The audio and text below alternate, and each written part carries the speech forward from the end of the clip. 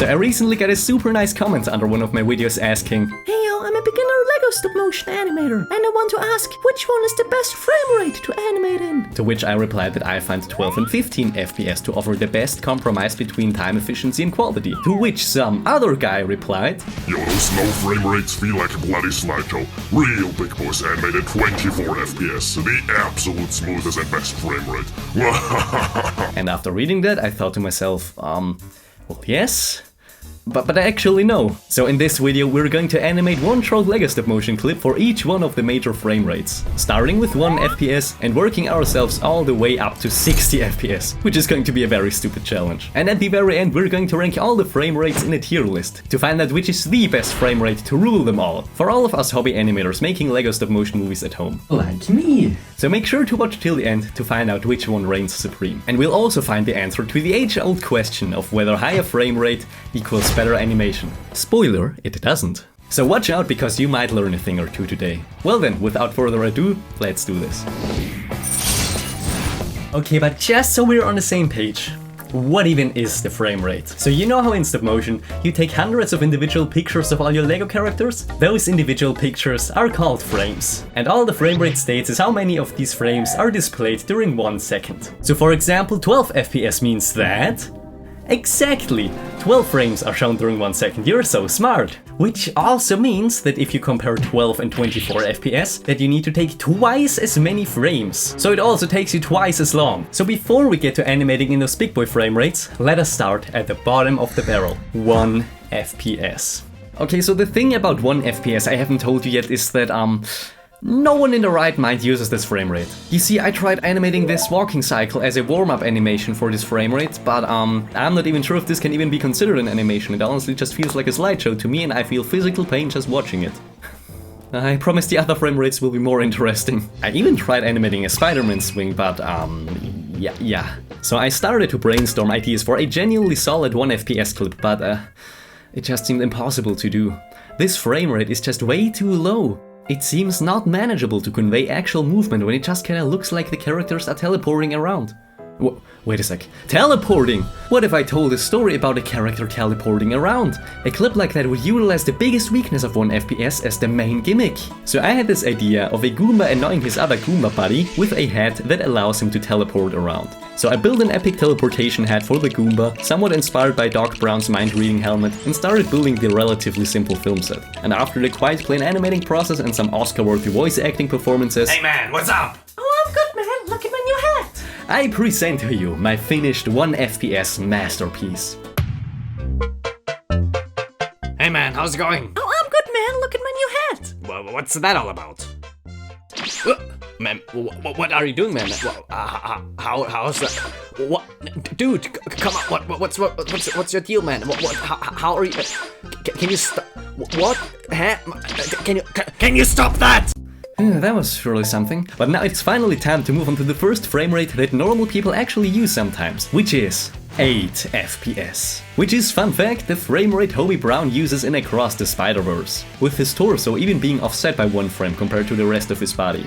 And dear lord, disrespecting common frame rate conventions like that is probably the most punk thing I've ever seen. So for my 8 FPS clip I thought it would be fun to make a little parkour sequence, with our main character performing some epic jumps over some city rooftops. So I built the first set for this clip and started to animate, but as expected, animating at what is almost half of my preferred frame rate, the result looked a little jagged. I found it quite difficult to convey the movements properly with so little frames to work with. So I decided to resort to a special trick that would help me to better carry the movements between the frames, which is the use of smear frames. So you know how in real life there's motion blur whenever things are moving quickly? So yeah, that is obviously something that's a little harder to translate to animation. So animators started to find fancy ways to tackle this issue by introducing smear frames to mimic the way real-life objects look when moving rapidly. So for my 8 FPS clip, I simply got hold of some Lego bananas and put those into our guy's hands for some of the frames. And would you look at that? Way better than before. So now that I got everything figured out, let's get animating.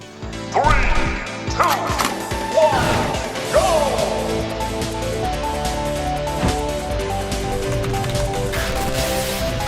We just stopped by. Yeah, oh my god.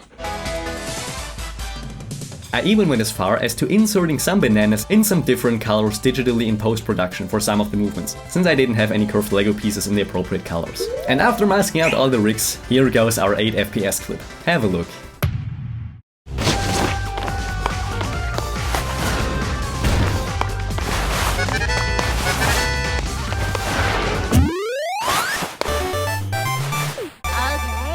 And if you look closely, you'll find that I even snuck in some duplicate flag pieces right here, which are another cool smear frame variant.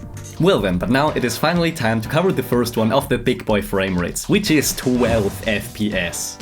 Many, though not all shots in Fantastic Mr. Fox are shot with 12 FPS, and in Puss in Boots 2, the frame rate for the characters also switches from 24 down to 12 for certain moments in the action sequences. And when it came to animating a clip in this frame rate, I wanted to shake things up a little, and decided to use a bigger character that's closer to an actual stop-motion puppet. Introducing Dinosaur. Buenos días, muchachos. And then I remembered videos from a guy animating super amazing sword-fighting dinosaurs. And I realized that sword-fighting dinosaurs were something I needed way more of in my life. So I stitched together a super epic sword. Super epic. And now we're totally ready for some Lego stop-motion sword-fighting dinosaur action. What was that word? And inspired by the death from Puss in Boots, I also wanted to include some of those super huge smear frames. So to accomplish that, I cut some smears out of some red paper and began to animate. Animating those big figures is always a bigger challenge compared to the simple minifigures, since there are a whole lot more limbs and joints that need to be positioned, which does require a lot more patience. So after finishing animating and once again removing all the rigs holding the sword in the air, I present to you the ultimate Lego stop-motion sword-fighting dinosaur experience. Please have a look.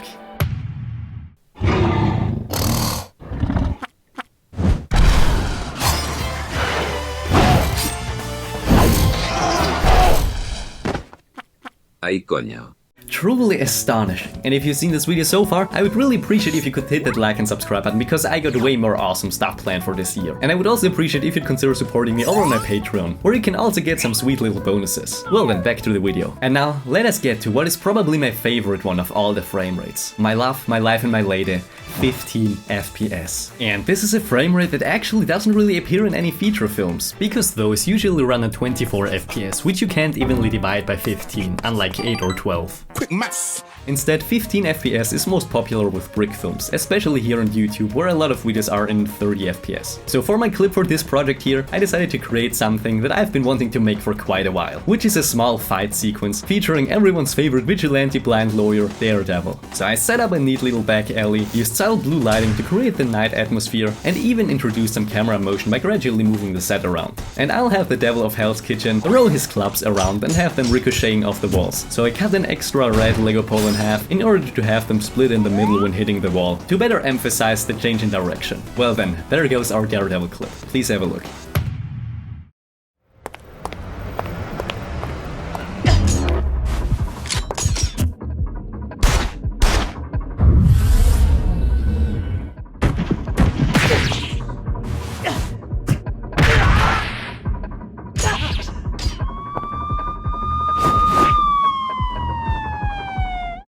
And I also hope you enjoyed this shot that kinda mimics how Daredevil's senses are portrayed in the comics. And I'm obviously also super hyped for Daredevil Born Again. And I would love to animate one of those super epic one-take hallway fights from Daredevil in Lego. So if that's something you'd be interested in watching, please let me know in the comments below. Well then, so far so good. Well, now that we've arrived at the higher frame rates, let me warn you that the clips from now on are gonna be a lot shorter, because those frame rates take so much longer to animate in. Oh, and while we're at the topic of high frame rates, I quickly want to rant about AI for a second.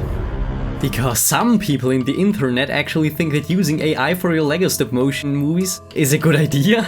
Well, I personally find the use of AI for such purposes absolutely pathetic, and I pity anyone who uses it for that. But for science, and only for science, I interpolated the unedited 12 FPS dinosaur clip from this video to 24 FPS, and...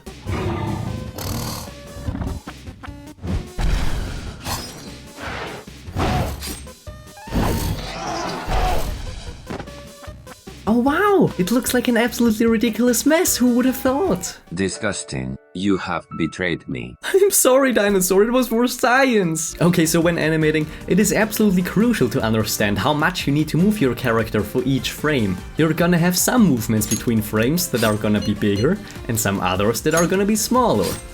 And applying all of this properly requires a great understanding on how things move in real life. Whereas AI does none of that and just adds frames mathematically evenly between the frames, without any consideration of whether those actually benefit the overall animation. Pretty much like a lifeless robot.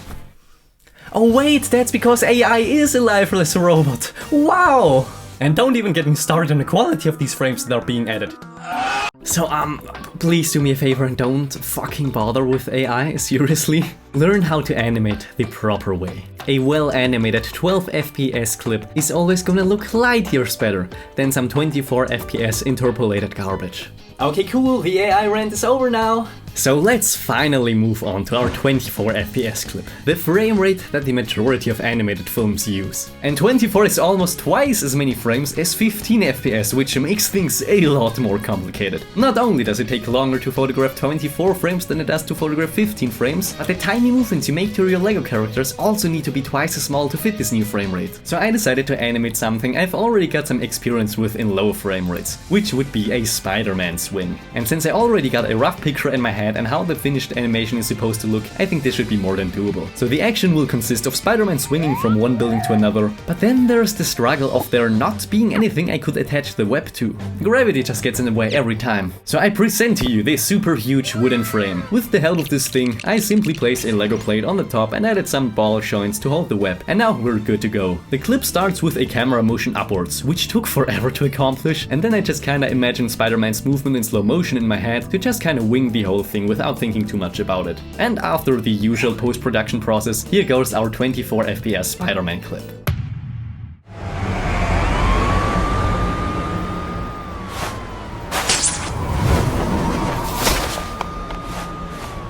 Wow, I'm honestly quite happy with how this one turned out. But it took 2 hours to animate! And I feel like now's a good point to mention that I've been lying to you. Well, sorta. Okay, so basically the 8 FPS and 24 FPS clips haven't been displayed correctly because this here is a 60 FPS YouTube video and 60 isn't evenly dividable by either of those numbers, so my editing program adds duplicate frames every so often. But don't you worry, I prepared a playlist with all the clips from this video in their appropriate frame rates, so feel free to check that out if you're interested in seeing those clips in their full glory. And now before we rank all of the frame rates, let's get to the final one for today, which is the beast 60 FPS. And just like 1 FPS, no one in their right mind uses this frame rate for animation, like seriously. If anyone thought that making animations at 60 FPS was worth it, then big studios would have already done so. What? Well, with that being said, animating a human-like Lego figure in this frame rate would be quite the hard task, so I hope you can forgive me that for this clip I decided to go for a character that is the easiest to animate in stop motion. And this character is...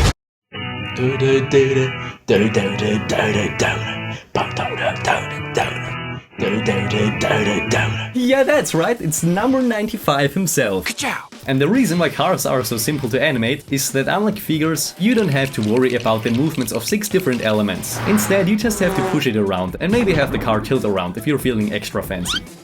And this time I put a clock in the center of the frame, so you can see just how long the simplest actions take to animate in this batshit insane frame rate. Well then, let's get going. And while animating a car is super simple, getting all the twists and turns just right, as well as having to make all of your movements super tiny, really did take a lot of patience. So here goes our 60 FPS car animation. Have a look.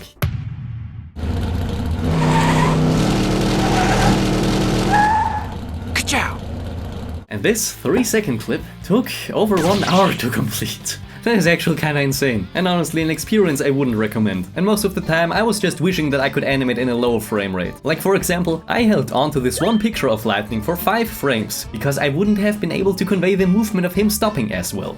Working with less different frames can sometimes be a good thing. And now that we've made an animation for each one of the frame rates, you're probably gonna be wondering, which one is the best one of them all? Well, to better compare them, I've made an additional clip of Daredevil punching the sandbag in all of today's frame rates. So when it comes to ranking all of them from the perspective of making Lego stop motion movies at home like I am, I find that the obvious worst one is 1 FPS. Who would have thought? I honestly only included this one as a joke, to be honest. Except it's not that one, the actual worst one is the 24 FPS interpolated AI one.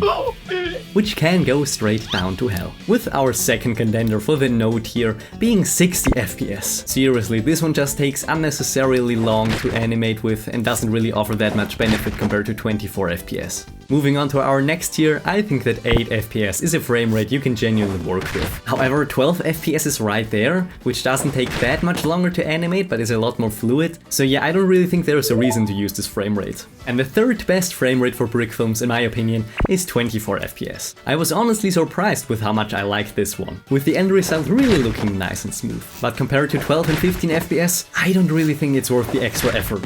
It's a different story if you're working on a feature film with millions of dollars of budget, but if you're a one-man show working from your bedroom like I am, it just takes way too much time, honestly. And now come the winners of the battle of the frame rates, 12 and 15 FPS. The absolute most fantastic frame rates for brick films in my opinion. They just offer the best ratio between smoothness and time efficiency. If Spider-Verse, Puss in Boots and Fantastic Mr. Fox can deliberately switch from 24 FPS to 12 as a stylistic choice, then yeah, I think it's good enough for us LEGO filmers. And I personally find that 15 FPS just has the slight edge over 12 FPS because it just adds a little more realism to the whole thing, even though the more pronounced 12 FPS look is also really cool.